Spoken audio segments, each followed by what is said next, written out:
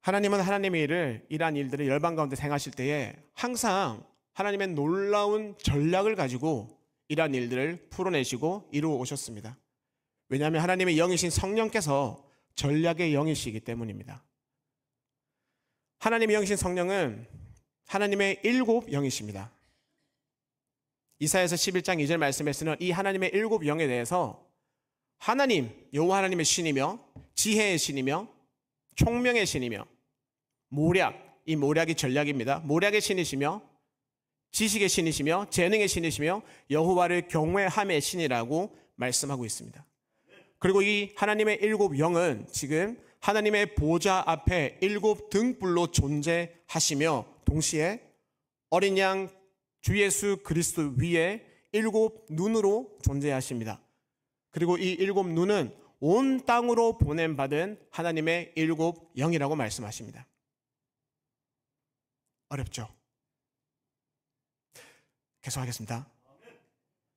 동시에 이 어린 양 예수는 그 일곱 눈뿐만 아니라 일곱 뿔을 가지고 계시는데 이 뜻은 하나님의 영이신 이 일곱 영이 온 땅으로 보내신 받은 그 일곱 영역을 예수님께서 성령을 통해서 모두 아시는 중에 통치하시고 다스릴 권위와 권세가 있다라는 뜻입니다. 그렇기 때문에 우리가 오늘 읽은 말씀대로 천사들이 이어서 예수님께 모든 능력과 부와 지혜와 힘과 존귀와 영광과 찬양을 받으시기 합당하십니다 라고 선포하는 것입니다. 이렇게 성령께서는 온 땅으로 보냄받으신 하나님의 일곱 영이시며 예수 그리스도는 이 하나님의 일곱 영을 통해서 이 모든 영역들을 통치하고 다스리고 계십니다. 그리고 각 영역에서 가장 높은 가치, 능력과 부와 지혜와 힘과 존귀와 영광과 찬송을 받으시기에 합당하십니다. 왜냐하면 이 모든 가장 높은 가치가 주께로 말미암았음에 주께로 다시 돌아가는 것이 너무 마땅한 일이기 때문입니다. 그렇다면 한번 생각해 보겠습니다. 어떤 영역에서 능력이 가장 높은 가치가 될까요? 파워. 어디에서 가장 많은 파워가 필요하죠? 정부입니다. 그렇죠? 어떤 영역에서 부, 돈 이런 것들이 가장 높은 가치를 차지하겠습니까? 예, 경제 영역입니다. 어떤 영역에서 가장 높은 가치를 지혜라고 부르죠? 교육입니다. 어떤 영역에서 가장 높은 가치가 뭔가를 만들어내는 힘일까요? 포항제철을 만들어냈던 그런 산업입니다. 산업. 어떤 영역에서 종기가 가장 높은 가치가 되겠습니까? 종귀, 명예, 군대라고 생각할 수도 있지만 가장 기본인 가정입니다. 가정에 아비의 권위가 회복되는 것이 말라기 4장 6절 말씀에 아비의 마음이 자녀에게로 돌아가고 자녀의 마음이 다시 아비에게로 돌아오는 그 놀라운 역사를 여는 열쇠입니다. 할렐루야. 그리고 어떤 영역에서 가장 높은 가치가 영광일까요? 예, 종교의 영역입니다. 어떤 영역에서 가장 높은 가치가 찬송일까요? 우리가 북한이나 중국을 보면 잘 이해할 수 있습니다. 그들의 TV와 신문이 날마다 말하는 것이 오늘은 위대한 영도자께서 어디 가서 뭘 하고 뭘 먹고 뭐 계속해서 찬송하고 있습니다. 이게 미디어 영역입니다. 그렇다면 성령께서 이 일곱 영역을 어떻게 통치하실까요? 예수님은 지금 성령을 통해서 이 일곱 영역들을 통치하고 계시는데 전 세계의 모든 영역들을 어떻게 예수님이 성령을 통해서 역사하시냐는 겁니다. 그 메커니즘이 뭐냐는 겁니다. 창세기 1장 2절 3절의 말씀을 보면 우리가 잘 아는 말씀입니다. 아직 땅이 혼돈합니다. 이 혼돈하다는 뜻은 아직 질서가 세워지지 않았다라는 뜻입니다. 그리고 공허하다는 겁니다. 공허하다는 것은 아직 채움받은 것이 없다라는 겁니다. 질서가 세워지지 않았고 어떤 것도 채워지지 않은 상태에 있는 땅에 무엇이 있습니까? 깊음이 있고 깊음 위에 흑암이 있고 흑암 위에 수면이 있고 수면 위를 지금 하나님의 영이신 성령께서 운행하고 계십니다. 이 깊음이라는 뜻은 음부의 권세를 뜻합니다. 흑암은 죽음과 죄의 삭시 죽음이기 때문에 그것을 의미하고 이 물이라는 마임이라는 단어는 샘물, 생명수라는 뜻도 되지만 동시에 아주 더러운 물이라는 두 가지 뜻을 동시에 갖고 있습니다. 그렇기 때문에 성령께서 역사하시면 아무리 더러운 물이라도 생명수가 될 수 있다라는 뜻이기도 합니다. 지금 그 위를 성령께서 라헤프, 독수리 날개 치시듯이 지금 운행하고 계시는 겁니다. 상황이 굉장히 이질적입니다. 음부의 권세가 있고 죽음이 있고 더러운 물이 있는 그 위를 지금 성령께서 운행하고 계시는 겁니다. 성령께서 뭘 하고 계실까요? 기다리고 계십니다.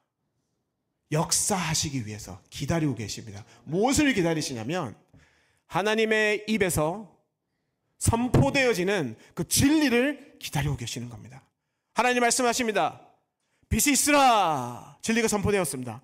성령께서 들으십니다. 그리고 빛이 있었고 성령의 역사가 이렇게 이루어졌던 것입니다.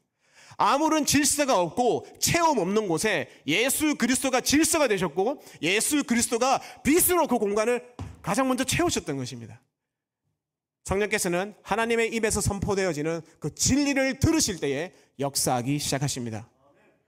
근데 놀라운 사건이 에스겔서 37장에서 일어납니다. 이제는 하나님이 하나님의 입으로 진리를 선포하시는 것이 아니라 사람과 함께 동력하기 시작하십니다. 놀라운 일입니다.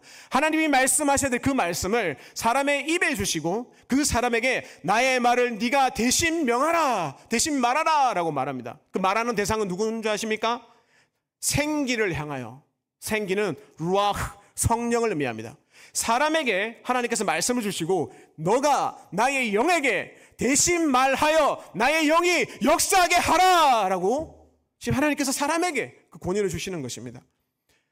하나님이 사람과 동력하시기로, 사람을 통해서 일하시기로, 이 미련한 방법을 사용하시기로 결정하셨기 때문입니다. 할렐루야.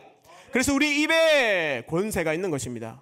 아무 말이나가 아니라 하나님께서 특정한 장소와 시간 가운데 깊이 성령을 통해서 마음을 주시는 그 말들을 내 입을 통해서 뱉어낼 때 성령께서 그 진리를 들으시고 성령께서 역사하기 시작하시는 겁니다.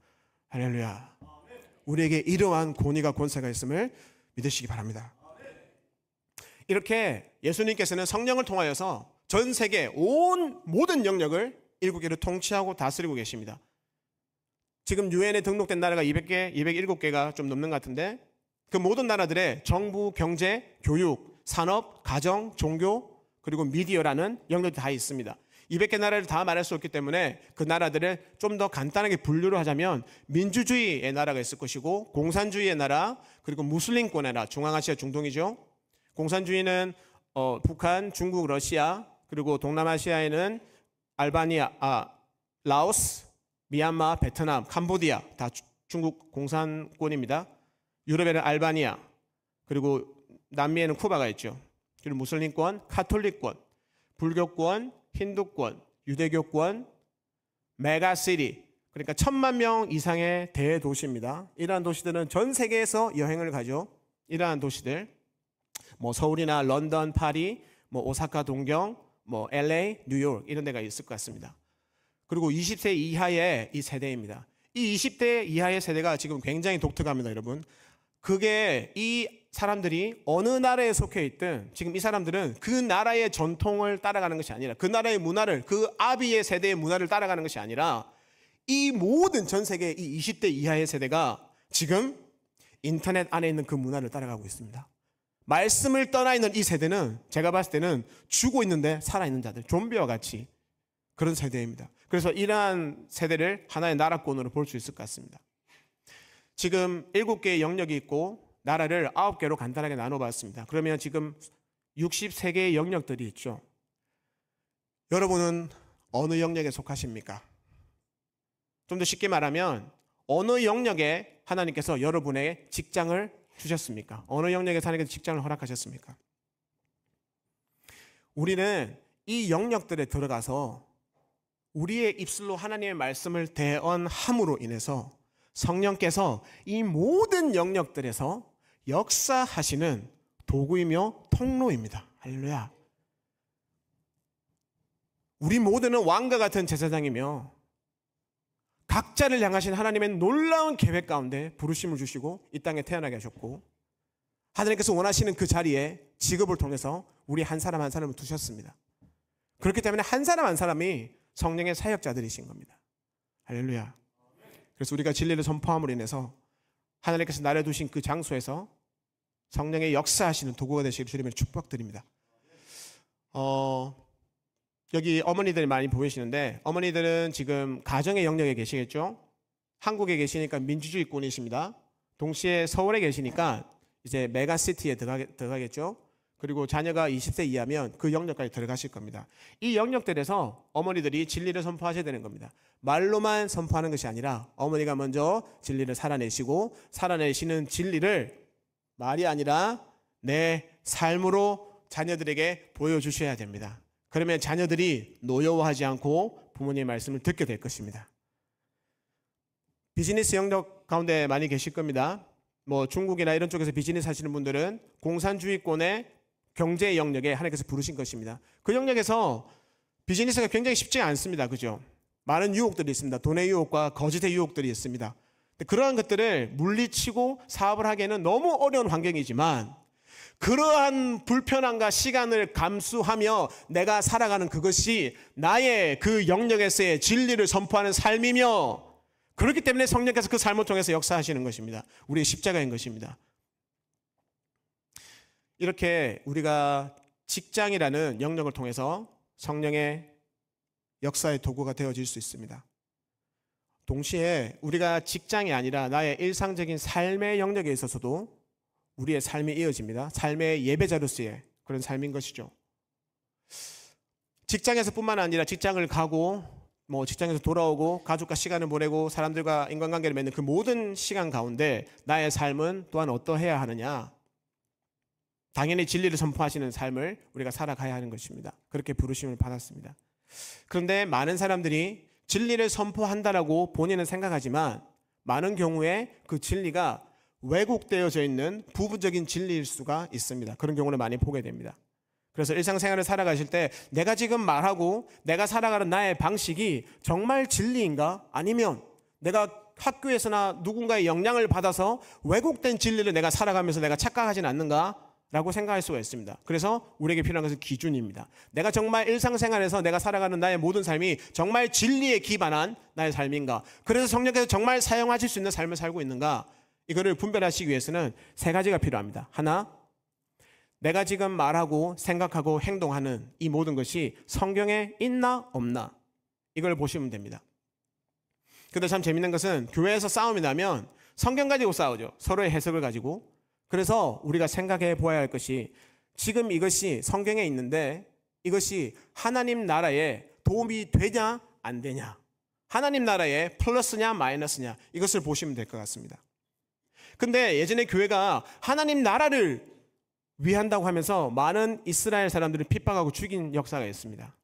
그래서 말씀에도 있고 이것이 하나님 나라에도 플러스가 되는 것 같은데 그것이 만약에 이스라엘을 죽이는 것이나 이스라엘을 회방하는 것이라면 그것이 왜곡된 진리일 수밖에 없습니다. 그래서 세 번째 기준은 이것이 이스라엘의 존재에 도움이 되냐 안 되냐, 이걸 가지고 분별을 하시면 될 것 같습니다. 왜 그러냐 하면 지금 한국에서도 많은 교회들이 깨어나셔서 이스라엘을 품고 이스라엘에서 기도하십니다. 많은 분들이. 그런데 이스라엘을 이 지구상에서 지워버리는 것을 국가의 목표로 삼고 있는 이란, 그 이란에게 이스라엘에 발사라고 핵무기 물질을 대주는 북한, 북한이 그 물질을 옮길 때 길이 되어주는 중국과 파키스탄, 이란이 실제로 이스라엘을 괴롭히기 위해서 이스라엘 남쪽과 이스라엘 북쪽에 세운 하마스와 헤즈볼라, 그들에게 땅굴 파고 이스라엘 들어가서 괴롭히라고 땅굴 파는 기술을 알려주는 북한, 이것을 제재하려고 할 때 미국이 막아서주는 러시아, 이러한 세력과 궤를 같이 하는 국내 정당에 여러분이 투표를 하신다면 말씀과 생각으로는 나는 이스라엘을 위한다라고 하지만 실제의 삶의 결과는 이스라엘을 죽이려고 하는 자와 한 줄에 한 편에 서게 되시는 결과가 있을 수 있기 때문입니다. 그래서 세 가지의 기준은 나의 생각과 말이 성경에 있냐 없냐, 이것이 하나님 나라의 플러스냐 마이너스냐, 이것이 이스라엘에 도움이 되냐 안 되냐, 이것으로 구분하시면 될 것 같습니다.